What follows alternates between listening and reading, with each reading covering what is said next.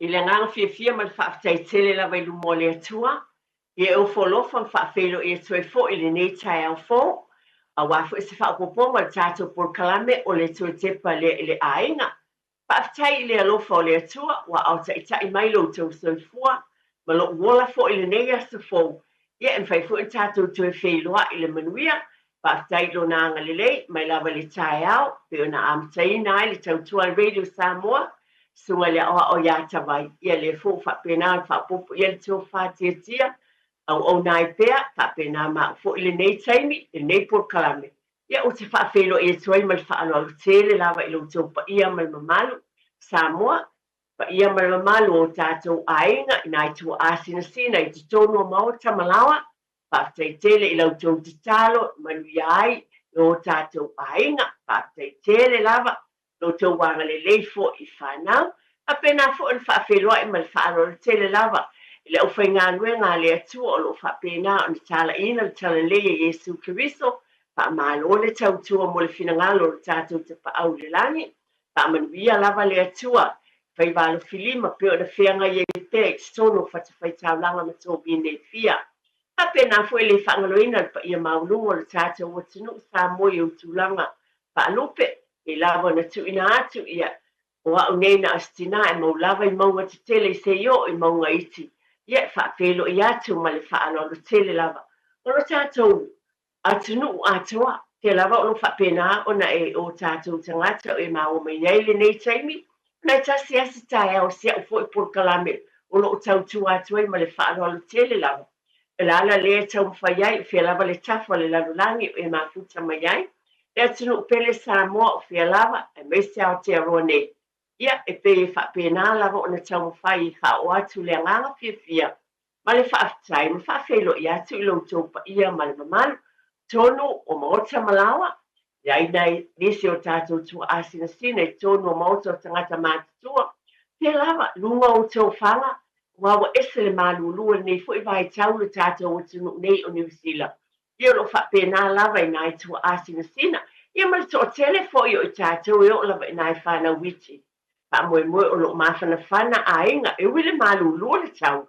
Ai mawhana whana le alofa o le atua. Te lava e mafuta mai ai nai o tātou sa tangata poi. Mafuta mai te tonu o le to ese whale pui pui. Pa whelo i atu po kalame ale to e tepa i le a inga. Ia te o tau umalava. Ole me moni lava, mātou te alo lofa ia te utou, le utou sale whale pui pui.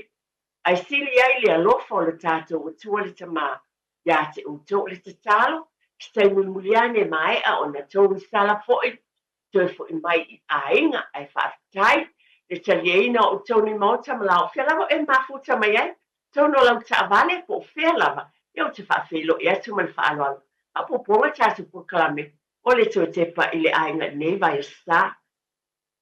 Pe lava na masani ai, mo te batula fo se upu male nei por kalame.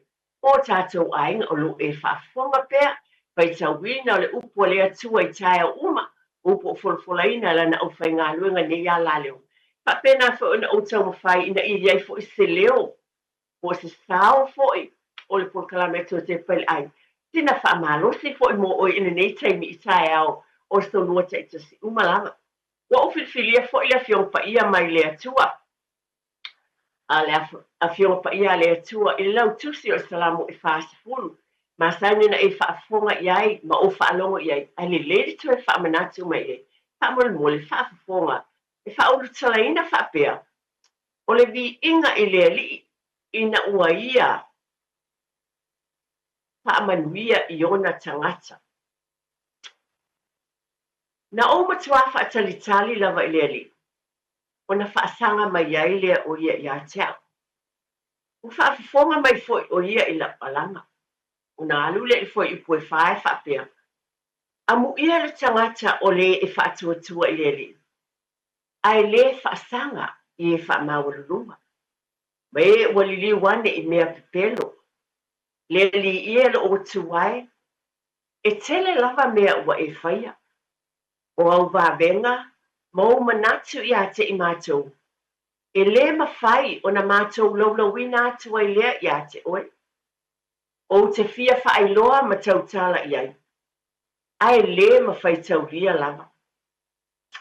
O te le ina tia lava I lo loto lau wami o tonu.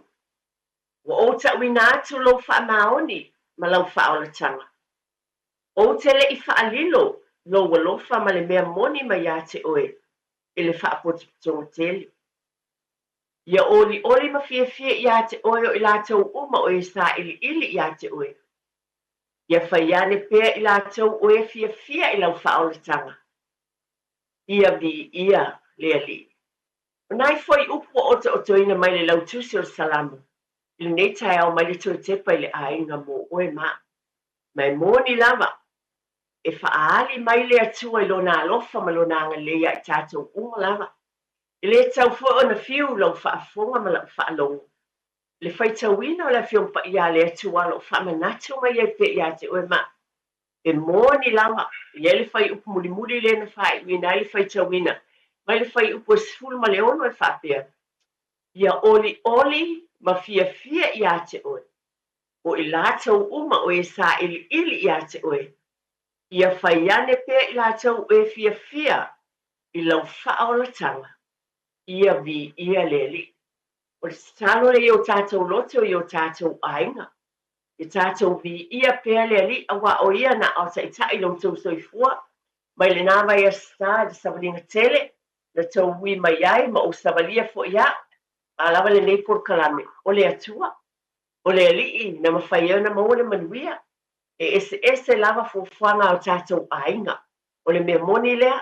E lea tutusa. E ese uma. Fufuanga ale tangata lava ia e whata atitia. I lona fale. So tepa I le ainga. I te tonu lava o lo ainga ma lo fo I fale. I lo ainga lo noto I fale. Le ba o le tamama le tina. Le ba mātua ma whanau. E ese uma o tātou ainga. Ai tasi le mea I susa hai I tātou. E alofa le atua ia I tātou umalava. E iai lona fi le mu ia I tātou I taimi umalava. E a whai tātou te usi sai matalia. E iai taimi uma mo oe maa. Ai pe o upu muli in whai tauina whai mai ia vi ia le li. A whai tātou te whaatalitali I le atua malana whao tanga mo tātou. Ia sa umalama. Pana lola whaatai mātua ia e le tō tau whaamtalaina. O le nāu foi whanau, whaatai tele lava mātua, tō te pai le ainga, e su e lava le, por kalame neil whaamalama o le por kalame va, ai atu pe lo ainga, ma mana tua pe lo ainga, ma lo foi ainga I tai uma whaapene. Mo le atu whaatai I o tātou mātua nai tua asinsina, whaatai lau tō te tālo tāpua inga o le tele I o tō ngā ruenga mātango pie, le ngata lo tō sosoani tono nai whanau, Yo e tau whawhape o e mātua. Ai tau tonu mai, o le tele I o mātua grandparents, le tele o lato ngā luenga, e ui wha o nise le mwhaun tu lunga.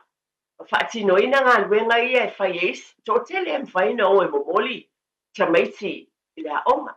Iai wha o nise o taimi e wala au mai e tō walam tātou whanau I a te tātou, tamā, tina, E mawhai ona e a vese o tamale I tai le university. Ona o tuaila o ngā luenga. Ta māma tina. E mawhai ona e a vese o tamale I an appointment le fōmai. Ta māma tina. Pāmole mole. E mawhai ona o atu tamaiti a o wope atu ua le haonga. O mei o talitonu. O taimi umalava. Pāwhitai tele lava. O lo o iai te tonu o tātou a inga I nai tua ama mātua. Pāwhitai tele lava. O le moli e toi le whaatai ia te utou, e meise o tātou ainga. O le mea lea pe ona o watu fua tātou po kalame vai asa o tuanai. O tātou ainga. O le value lea le o maua, o le mea moni lea. E le o maua e ainga te o tele o pālangi. Le mea lea whai e tātou tangata anu Samoa. E ese I tātou o le mea moni lea. Tātou te le o maua, atou only a few pe a whai ia, ai loo I loa. E tausi ale ainga o tangata ia a o tātou. O le ainga lau tele extended family o ai lava. E tātou te ngā lulu e whaatasi. E wala au ia I sosoani mai. E so se mea. E ngata I le ainga o le whanau. So se mea I o tātou ainga. E ngā lulu e whaatasi. Ni ia ai le ali. O le netai au. O se ainga o a maia tātou tala noa iai. Whaamole mole lava o te Matu mo lo whaarolo tele lava. O te mana o mia lava o tau finangalo. E talaina le tātou telefoni e whaaria mai e tau finangalo. E tala no ai, a wa nei vaenga uma. E o ngā i te tonu o tātou ainga ma o mea fo olo o tutupu. Ai le leile mai o tau finangalo, e vatu o langona. I o le mea moni lava na wat por kalame le atu e te pali ainga. O le whaamanatu o nisi o tūlanga i te tonu o tātou ainga. Ai peta iane e tā ua fo le whaari mai o tau finangalo. E tātou te whetu wha iai whala wa i tele nai se vaenga po se autu o tātou por kalame i vai a sata i tasi. O le nei vai aso. Wa ofia avatu le vaenga le walewa tā tele i tu e tala noa iai. Te mantua sa tala noa i tau sanga o tua nai. O le vaenga le o le vai tamaina, o le whaateaina o whanau, ma mai i te tono lo ainga, adoption, o lo tau tala i le legal adoption, o le vaenga le o vai tamaina ina i avea o se atali, o se awhawhine moni ia te urua, le tamama le tina i tono o tātou ainga. E le o se mea fōui o tātou ainga tangatani o Samoa. Le vaenga le o le vai tamaina, po le whaateaina o whanau ma avea o se tasi i tono o tātou ainga. E le fō, o se mea masania i tātou, ai o te loa foi, e le tū wha le tū la whono i tei me vai tamaina ma iei se tasi o le whanau, wa avea moni lava o se atalii, o se awhawhine i te tono o lou ainga. O le ase la ngona ia te oe maunisi o mea te tauna mata i tuina, pe a whai o loo iei te tono o tātou ainga, po iei fo inisi o ainga o fufuaina mō lea vaenga.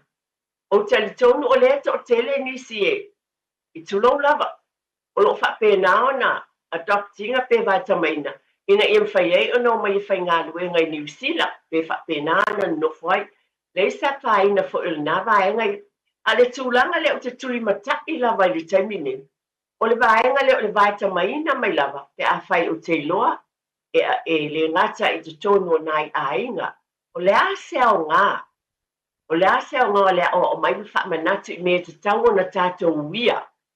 Ina ia solonga le lei o nisi o tūlanga i o whatino ina waile e fōu lau tau whaafonga e te sila fia fo o tātou tangatani o Samoa e vai tamaina lava o whanau ina ia mai i tono o tātou ainga. O nisi o mea o te loa e alaina vai tamaina mai ia Pānau, pe a whapea, ia o se ungali, e le aise alo tama, ia o na whapena lea o na vai tamaina mai se tasi, e whai matua ngane o si ala whanau, o mea ia le o te loa te tupu, pe whapena wha o lesi tu, a whai wha wale aise e tua whawhine, ia o na vai tamaina mai leo se teine, a wafo te tono le ainga, e pe o na masaniai. O nisi foi o na tulou lava ma le whaaloalo, o na ua le ese o loa tā ua i te tono se ungali, ia o na whapenale o fo ina i elea, te o na whapenale, o na uia le o tūlanga ia o le vai tamaina ma ve o se tasi o le whanau, e le lei te le fo ia vaenga o te loa foi o mea o loo whatau nuina, a ua o nisi o mātua, o le tamama le tina, ia o mana o mea se tasi o le whanau, ia e alo lofa mana nao e iei se tasi a vea o se atali i po se afin. O na iei o le tūlanga lea i te tono o tātou ainga. O le se mea e tāu o tele, a wā o le fisilia te natu iei, pe ai se a. Ai e to o tele lava tātou tasi o nisi o mea o te langona. E alai o na vai tamaina mai i le vaenga lea, pe o na tui nātu le tātou purkalame i le nei tai au. O te langona, se tasi vaenga tau ua ofia batu. Pe ta tau o na tātou tauina i le tamaititi lea, pe amatua ane po le afo i le tausanga.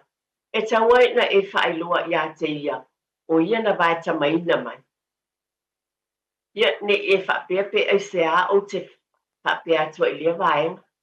A iei fo ilo manatu o te tali lava, pe wa o te leiloa i savalinga i tono leolanga o vai tamaina mai, ai whapea o lau whanau teine nai ai, ia o vai tamaina mai fo se tama po se tene tono lai.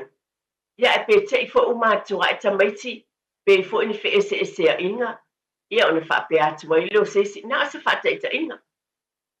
ele o oe o sa uso moni, ele o oe o se tamalo tamama lo tina. Pelo ni mea ia a whaina i la ngona o le tamaititi lea ua vai tamaina mai tutono le ai. La se fina ngalo oe i lea vaenga. O le afo i se taimi e te tauna tātou whaailoa i le whanau ia vaenga i te tono o tātou ai. O ani lu i tau e whea ngai mai tātou e tauna va ai e tō tepa i le ainga. Tono e leisa whaina. Ia o solonga le lei mea umalama vi ia le ali. Ai ei lu i tau manisi o tūlanga. E te tau tātou baba MC sila toa iai. E te tau ona whaailoa i le tamaititi. O le ale tūlanga nā lai ona. O mai te tonu le ainga mo ufilfili ai foi. Ma mai te tonu se tasi o e pele ia te unuata mama tina. O ave o se tasi o le whanau. O ane tūlanga e sila fie te tau tātou baba ai iai. Mo le saonga le mu ma le manuia i te tonu o tātou ai. Ia, o le a se i tu watu le sunga ia tia tia. Mo tātou whaasalang wha business. Pa mo le tia tia fia talaina le tātou telefoni. O nā mo whaailo atu le tātou mata upu i. I le whaafua tāpua i le tātou watunu. E mai eini whina ngalo le neitao. Tātou te tala noa ai i le tāua o ia vaenga pesi sila tutoa iai. O a fo ini mea te tauna tātou whaia pe a whai. O vai tamaina mai nisi te tono o tātou ainga. A le a fo i le tūlanga o iai. Pa teitele lava tia tia. Ia, o le whaapoponga lava nea tātou por kalame o le toi te pai le ainga. O nau tala i nātou tātou telefoni pio na vatsi for sanga i le ainga fo o manatu whaatatala noa ina i tono o tātou ainga i le netai au. Toi te pai le ainga o le vai tamaina o le adoption i te tono o tātou ainga. Samoa i o se mea fōu. Pa pena le vai tamaina mai nisi o whanau e vea moutou walo ma lau fo i whanau. Lasa tūlanga i te taun tātou mata i tuina i nei vaenga. O se mea lelei e tāua e lelei foi. Ai e foi nisi o vaenga o te manatu lava o tauna mata i tuina. O sila sila te toa iai. Ai whaalia sau whina ngalo le nei tai au. O a tāua o loo iei nei. A tono whaafonga mai foi nisi na vai tamaina nisi. Pe whapena foi na Yesu walo. Ni o walo o loo iei nei. O lo vai tamaina ma bea ma whanau ia te oe. Mele o te tāua o le legal adoption, e le na ana tau fo i le vai mai au whapena na whapepaina. Tā lofa lava. Tā lofa lava i o ngā wharetua e ti fui maono, ma alo le toi fua manuia.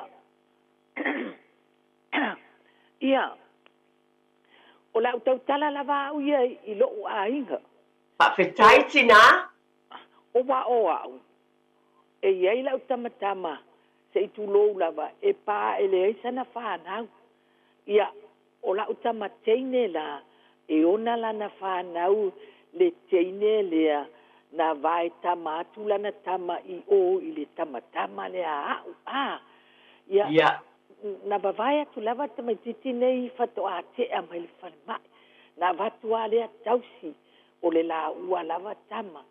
Ai ina ua hoola, ina ua matua tamaiti waru lea onga po ua sifunu whātau sang.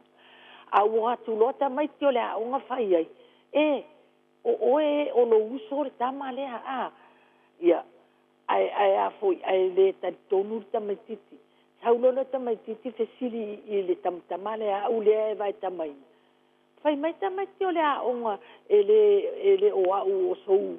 O atali o lo uso ia pai ma la fai le taimi na matua tangi ale tamale na vai tamaina le atali maita i le teine le ona tam po le ale me o ta wai i tamatiti ia no mai fai nga me fatu teine le ai e matele ita wai ai matele o to apa tu lavo tu lavo o lo atali ia na alu lo lea o maito e fai te wale le o la wale le ia te maititi wa fai atu lo tau ia i te maititi ma wha matala iai ia na sau lo leo le ali lea wa tau lo ma wha matala ia i te maititi ia o la wa toe le ia o mai te mine la wa fai le ai ia a la wa tau wa lon tamama lon tinala o le mea foi la na e ti foi mono e ta tau la mai e ta tou le vai tama mai fa na ulai na tatou tau iai ma fa matala iai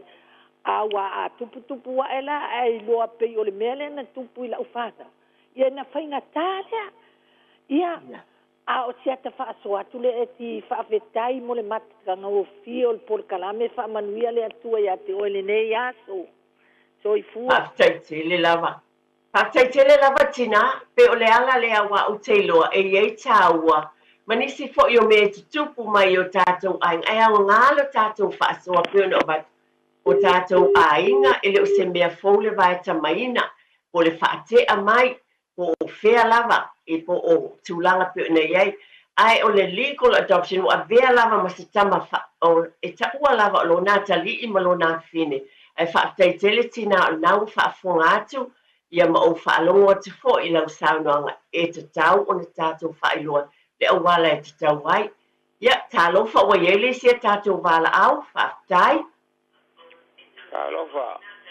talo fa lava le swafa ma le fa alo Mal falkua eki. ai Ma ia le. Ka ko por kala me ka ao. Ia fia va ko foi se manga. ta no ia Onga o o le e so wa kali o so wa finge fai. A o wa finge. Pro uru mo ko ko fa nga o kenge uma. Fa pu por o finge mo ko. Ia fa le kong i kulanga me ka ma yo finge o fango fa ruang kama a. ia Nga o malanga le sa mo i le valu. O ngalo ya ka ka usanga. O ka ngo ko o ke aku sa mo. Ai fanga o lo ka malo ko finge ken kiki ka ma ka le kiki nga unga ngai alo le ka kiki o kenge fa ku ya ka kia la o ngi foi o ko ka kiki le o le finge le o having you shit o sa lo le ngai fa ma ka le lo wa finge foi o ma me a ko a ko ma singol ken kiki ya o ma foi me le lo ye nga fa ile lo ye sa mo foi uma me ma le diu o lo sa mo au ma e o ma la ka mi nga fa ma ku le so le lo sfu fi ku ko sanga ia o le ka ma le wa fi e o ku sa o langa finge o la wa le ka mo ka wa la wa ka mo ya afitai ia o ku sa ko di ma la fa nga ka ma fai o ma lava ia e kolu kenge a kasi kama ole makua kama le nga lufu luma singa le boyenge a le unu makua e lufu lima kausanga ole longa lua nga pe ngo fa ko full fit kausanga ma le longa kolu ole wa savali de valu kausanga ia ia ola ukalang fa lo wa fing o se fa mangianga le ngi como ki va bo mo so la kolu manga ngi sida angala nga o foi na mele o que manga vai kama mas era kiki como kaide nga fa nga wor como kiki ele é son kolu ia mole kamalo o foi a kure o paula wala fa ele como kiki le o le avenue sida e kausi e ma boa songa do manga wa ke vai ele se fa pe o foi pon kolu pe e o mai la que mi wa makua yo fia wa la fa nga ko fa king angal ko fa fo grand kitcha ia ia le wo fa popo e mala kulu ya ola so le lo fia ile manga yon manga ka mi le sa mo nga o ngafi ia na o uma mo ma ko ma la ku sa mo o fo me ka ula ngolo la ku kama ia ola va ke o fa ngong ko lo por kala me i ka ao o se fia nga kele nga ia ke uma i do nga foi de fa ia i ken kiki man ko nga ma ko kala ngom fa ia i da ko ma ka idea fa i ku langa pe nga mo por kala me ia ala nga va ka ma mai nga so ngong lu manga le manguia le langa o la isa mo le mesa io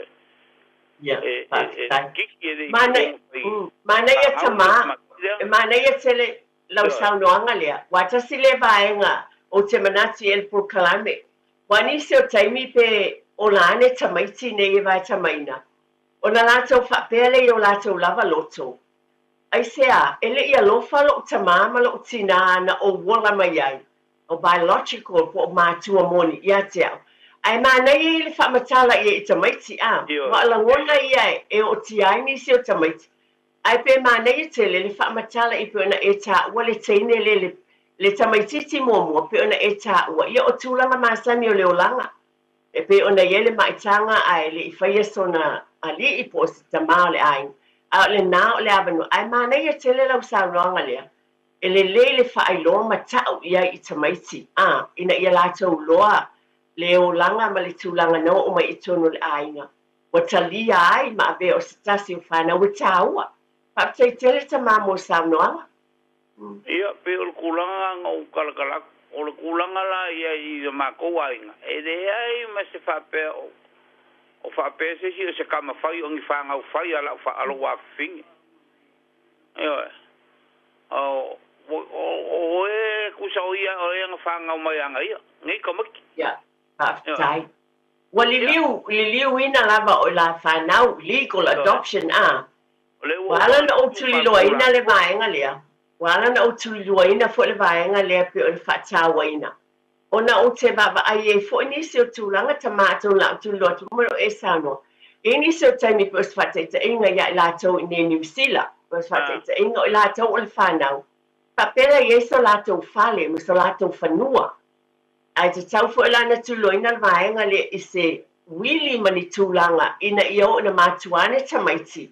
Lato te loa umalava tūlanga ia o lato we ona le mea lea. E legally pe whaia wha tūlafono o na lato matua. Ia, o kulanga umanga pe o ngā ia ngisu I fuanga me leo langa kako. So I fuama o lai. A pe o whaka I kerenga ko so mo por kalame. O mawang ka ka fa popo ko mo so mako ainga. E le o ka wong ka ese pon ka mafai. Ya. O le fa ngawa ro. Pa tai tele la batama. Pa tai tele lava ia fa manuia lava le atua pe on ta o le ainga ia ma fa na o fa na. Pe o pale li ina o fa pale nai o e le atua. Bi ele li. Pa tai tele lava. Ia, fa Pela wana o amatu, o le whamanatu mō tātou ainga awa o le tūlanga lea. Ie mātango fie e te tau fo na silasila te to o le lava tala ta telefoni. Tūlanga e te tau o na wa ai te toa iai. Pela wana o te māneia le whaailoa I tamaiti. O wa anisi o tamaiti e fesili. Ai se awa a mai e iau. E te lele whaailoa pe o na tā ua ai se a o na olo. O tōna filifilia. Whawhetai wa vea o se whanau ia te maua. Ia whawhetai, unisi ni o tūrau, lo talaina lava le tātou telefoni. A wā e iei fo ilu I tau pe ona o tā ua. Ia tālofa lava, o ia lisi tātou wala au whawhetai. Po o au leo o mai lea wanoa whamole mole. Ia, le sa noa. Ia, o la lau pepe taua, o la lau taua e wha pepe le ai lunga le. O le telefoni. Whawhetai la lau sa noa ia sa uwhinangalo. Wa o leo te ngalo no I lu fale. Ia, o leo te whanongolongo atu, te whanongolongo I por kalame a lau sunga foi, po lau a fionga I whatua, eti. Dai. E sana matango fio, le mata upu, leo lea o sa no I lava noa. Ona I tōtele nisi o lo whatali. Ia, ai, vi ia lele ina yaso, o lau whanongolongo atu. E winga I me o nai whanau ia e vai tama mai e tulo foi. E o mai nei, mai e isi o tato ainga. Ia, o au. Ia, o lau tala. E ia ilo nephew. O tele I au maia. Ai, na au mai was fulu walu tau sanga. Susana au mai ele ainga ole olona so lua I Samoa.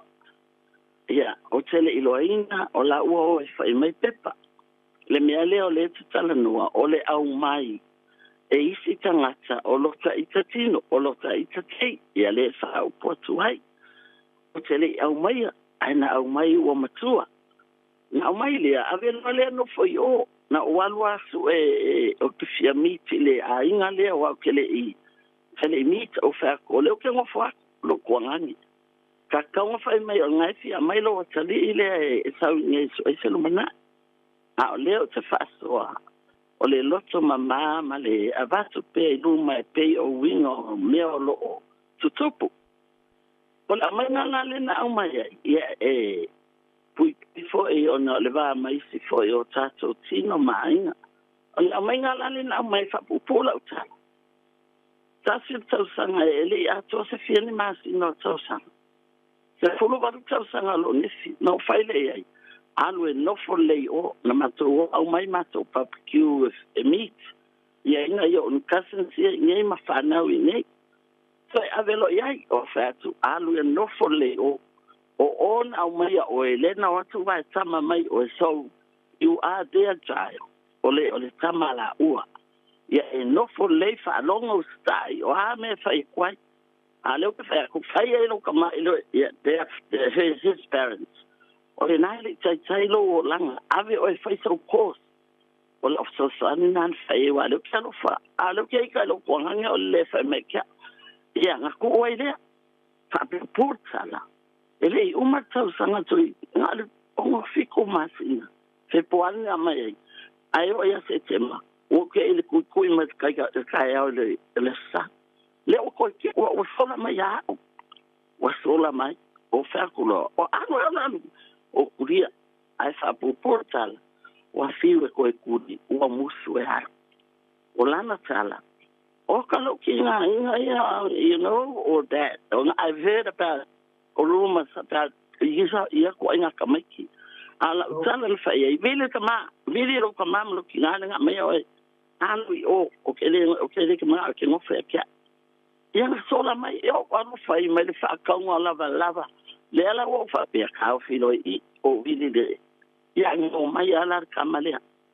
Ia o au mai le nama le nei ia o au ke le karikongu i kala mangia o langa kala e kinga inga e a mao. How they treat ia o ke le karikongu inga fo ni kamikiki a wao kala ke ia mai. A o lea e whai lau tala. Nga ngau ia skali a le rungani. A o lea o mango fo masi okay. O whai ai wa no fo le i. A whai o le ane men tupui o tamangalo. Kakalo ili ali e fito sani lo mafafau. A mai a oe lo ka mamalo ki ngā o eli a mai a iau. A leo ke whai a kung au lo ki ngoa mau koko. O antis peo au. Ngofo lei. Ia ele kai ele e fiengi maa. Ai la pala lau. I o e a leo ke whai a ko. E iai fo i e kukopu ka ilo e ai nisi matua. La so te au mai a ia whanau o tato. Ai ai ona le anga o leo matua. E whai lau kala. Mā nei a le whanongononga atu le tamale no tala mai le. E mai o la te pele I loa e mai tile o langa how they look at the life here and the life there I Samoa. E whanongo fo ina mātua wa le o la e tonu e mā nei a le au mai a o la I ti whanau Tai tele la wala lau. Tai tele la whaleanga ni lei. Po ta ua mao ngai lau whafonga e pei o le ewa tuai nai points ia. Wa au mai le rungali ko e o ia skali ia le ala nge sio neti ko ala lu e fai longa ia lu mana ia le fai nga luenga la ke la ia wa fa'awila vea e sauno o legally adopt lai o e lo nephew le ko le ai na te wo no fo le fa te aina fo le ma fa adoption legally fa le ala le mawa ko le liko adoption le kulino ina as I said eti o tele I au maya I left it to the hands of the o ai na tele la vala lau e pe le tulanga le o lo fa fumatu ma o fa no ma nei tele wa tulanga ia pe o lo o tau fai la vala tato por kalame tuli lo tulanga awa ele pe na isa no ia na mai o le ainga le la ya o le wa e lo fa ia o le lo fa fatina ta tau le toto ma le ano Whaftaitele lava ia te oe tinama lo sao foi. Whamanuia lea tua ia te oe. Ia me se foi le mawhatanga ma stasio alo wa ye te tono lo ainga. Whamanuia whaftaitele la lau. Mo le bala au mai. Whaftaitele taua lava o tau finangalo. Ia o loo talaina le tātou leina. Man tua stasio vaenga tau o loo mwhaina mai pia tau finangalo. Stasio vaenga tau pe ona o batu. O tamaiti o vai tamaina la mo avea maulua alo, avea o stasio le whanau moni ia te ulua. Mātua o le tuli loa la vai le pōkalame le vaenga lea. O ani tūlanga tāua pe ona o watu. Le whai loa I tamaiti, a wā pe ona e si la fia, mwhai whapele tamaiti ti aisea, wa a mai e iau, e o mātua, e se tauna whamatala le iai, po wale alo lo wha o mātua iai, ta mānei e tele, Pai loa iai wa nisi ala na vai tamaina mai ona ele avia matua ngane o le tua fifine o le uso tulanga whapena e mānei e ia tauna whai loa I tamaiti a wai langona e iei o la tau langona e wha noa noa ai e mātutua ane tamaiti nisi fwoi peona o tau o meo tutupu tau whai e tfoi lea whai a te e taloa ia whataitain e taloa sione ia siaki o siaki le Dr. Chad pa peru esi aki alu ele o oe o se ele o oe o se uso ai le lei o na tāpena mua ula vaia o talitonu e te tau o na tāpena mātua ma whaailoa alo whaaloalo lava iei lava au wala le wale tau silafia ma ulua e iei a whaina I tupu mai ilangona o le whanau ma mea tupu le latou soifuanga ma leolanga na wale ele e stato wala au mai a leo te whai a tonu ne tau silafia, tau sanga ma vai sa whai le ma tala ma le tina, ma le awhionga te mai tai loia leo Linda Woodruff. Tonu e leo tue whaalongo iei fo I porkalame le teo Samoa. O ia te tau sanga o na fo ima, lo ngā lua ui loia. Ai o maa ua, na whai le ma tala, o ino o ve iei, le tā ua le whai loa. O ai o oina vai tamaina pe lava na o va ata sila fia to tele no wolanga pe ona o ta o I lua la la leo nei o se te nei titi la titi na vai tamaina I lo tama le mele ta wai ona na o ia tra mele ta we ta un fai lo na le ngai ye ti nga ma fai ngata no wola mai ele vai le ta wina mai ia ta no o la nei fa to ia le manu o lo tama na fa te ina ia le o sua fai au ia fai waso sa bitsa solia o lo tamale na o lo tina eti tuatanga loa no wala la vai fato ia le manu e ye o tuangane e to lima ia o sua fai au ia ta bitsa fai waso sa fai au ia vao ia o le sua ia fuiono fai waso le sai le ala leo ta via fu infama tu ap o e fu fam sim samo Dasi o tuangane to lima o tuangane. Ia o le fionga ia te o solia ta peni fai was. Se o mantafa pili opo o ia fo le fo mai Amerika. Ia masi o tuangane lea aton le fa fo mai to tele o to silafia. O sa karia. Tata o tangata yaso ia fa vale valea. Lea lu tai asisi le fu a leo ilumo al falmano. Ala tfo ia fa alo ai pio lelu. O se o tuangane na. Ele ato o tolo na maha fau. E to lima o tuanga, no o wola ne fato I ala manu, fa pupula utala, au te fia tuli loaina. No o wola ne, sa o ta atia, sa o wato o nofo I te vai o lo utama, o lo utama I kukupa lima o lo toi ina o le faife au. La tule, fai ngā lotu le tai au le faife au la au, le mato e ka le si e fato I ala manu. Ia, fa pele tai la le tofi o le tai au, fai le iputi pe o tulanga masani, yaso lai. O si o wa fine na o fa matala mo mo le tala nei a o tuto e vatu e fangu ia te o ma o leo te fala mo lango I lona lima iwe ai mai se o tama talo fai mai lo tama iwe so wa fine le o et ai o leo se o fine o la fine o tafa o le tama me sepa o se mo tafa me sepa la faili o tua ai o ina fana wina mai ya a taimina o wha masino le toi ina, e no fo I lai whato I ala manu. E le mamau atu mato, le ainga le sa wha pe tele o taimi. E se la lofa si ainga ia a walu atu o te alu lotu wa e savali atu luma I pasi le lato whal. O le whaisa whato I ala manu yaso na, e iu tal whalo le whaife au, a le whanua o le ainga le o tuatanga loa le whalisa. O taimi umo o tsawai, e se la lofa le ainga le ia. ai fai mai lo tama o lo tama lo le o te le lo te mina wo walu le a onga tonu le fa funga mai I malifa e la tu lo tama to ina le fai was e mai o pe atu o le e lo tu le sona e mai wo wita ya le sana no le fie e fafa mai o lungo le lo sama so tu lo wa le memon au tango futi le ulu ma tu il papa tu o lo tama wo o wita wo fai mai o lo tama le tama lo le o tafa ai sea o te le I loa e le I whamatalaina I atea o le aso le nana wala awa I lo tama wo wita I mo o tanfat e le anga o tama le anga o na e whai mai o lo tama loa lele o tafa me o te ita I ate o e tama ma o te le fale wala awa lo tama I o tuangani o ina to a whamatala I le ono tausanga le ta amata o oe o le tua fafine o tuangane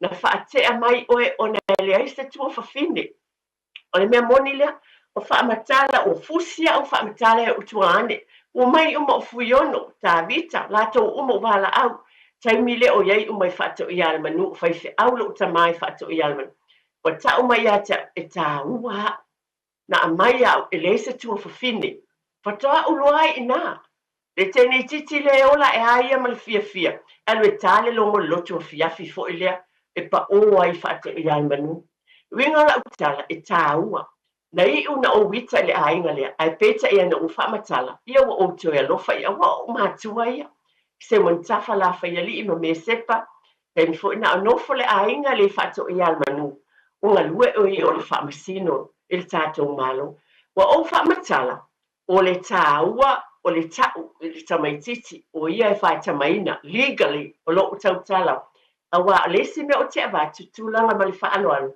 e iei taimi moni lava I swafa matai o tātou ainga pe iei se taimi muliane le o whae tamaina mai pelu I tau fo ia nisi o whanau po nisanga pe o mea ma le o whaalolo tele lava o te whaamanatu tau I tamaiti le sootanga ma wale whaalo whani I tono o whanau ia ua vai tamaina ma iai whanau ina ia lātou sila fia mai loa o le tino e tasi a wa o watu lava o nai tau e whawhangu pea I leo te mōmole wa o whamtalai nai le tala nei lungo nei a laleo ai o te fia o lo utama na vai tamaina ma o wola mai e o sunga le whaiwha o ia whai was ai o le pele fo ia wa o leo o mātua o se o montafa la whai li mesi fia so o tai o le ainga lea ma sai no wa I toi tamale o se montafa o la tu itala no malo tamale whaiwha au a o te leilo ai na whapea o se tamalo e watu ai lo tamalo whaiwha au o ainga whawhale a lupo ie o tuai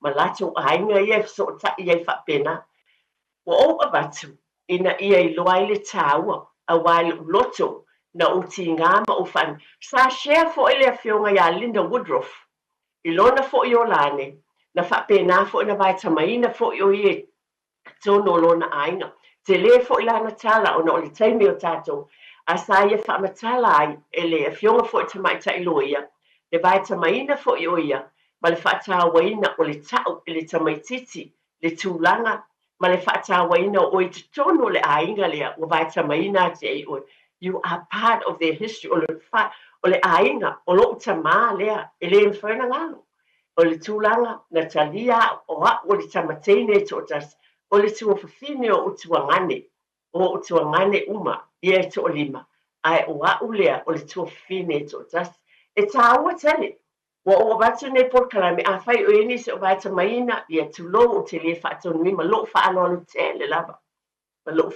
tele lava a wa e ye me te tupu mai pe a whai nai langona pe ma te tua ane te tutu nai ai se a wa a meia wale alofa lo tamamala o tina pe ita foi wha malama foi tamaitia lau lua alo ye tono lua ainga le ala na o mai e foi tulo lava ma lo whaalon a tono e le a whai nai nisi ai mua ulava ia my testimony po se tautinonga e o ngā mo I tātou e awa o mai ei nisi o awala tau a whai o solonga le lei mea oma le sa whaina ai peona o wa gentle reminder pe yeni se va tamaina mai le taimi o mua o aso whamatai o ainga o anei tula e tauna sila tutoa iai tu e te pai lo ainga Wa mai o tātou ainga le nei vai tei.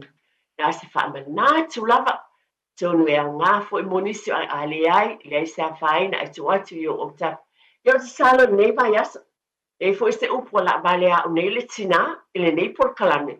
Ia la fo inu le aina, o le te talo lava o mea uma lava atu nei por kalame. E watu ma le loto maulano, ma le tali tonunga. E este fafangu, e este au ngā. E fo este fesosoani mo tātou ainga. Ia manatua. O le atua o I o le tamau ainga uma lava. Pafte tele lava, I le taliena o toni mota malawa. Pafte tele lau sunga tia. Pamanuia fo I le atua le au whai ngā luenga uma I tono le ofisa. Ma ngā luenga le uma o tau tuaina I le atua. E awale le au nanga mo le tātou o tinu. Ia, whamanuia, tātou tue wheloa le vai asa umomua. Pe atu sai mani whina ngalo o le atua. So I fuaia mai manuia.